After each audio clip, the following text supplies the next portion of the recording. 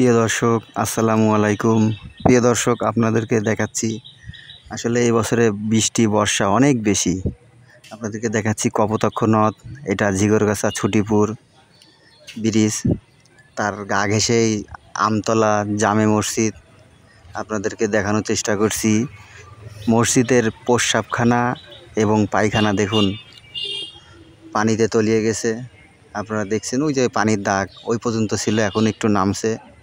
দেখ, আল্লাহর কাছে দোয়া কামনা করি আমরা যাতে এই প্রস্রাবখানা পায়খানাটা যাতে রক্ষিত থাকে, সুরক্ষিত থাকে। না হলে এটা যদি ভেঙে পড়ে পানিতে, তাহলে মসজিদ কমিটির মিনিমাম কম করে হলেও 2 লাখ টাকা, 1.5-2 লাখ টাকা ক্ষতিপূরণ হবে। আসলে এই আল্লাহ পাক যেটা করে মঙ্গলের জন্য করে, কিন্তু এই বছরে পানির সংখ্যা অনেক বেশি।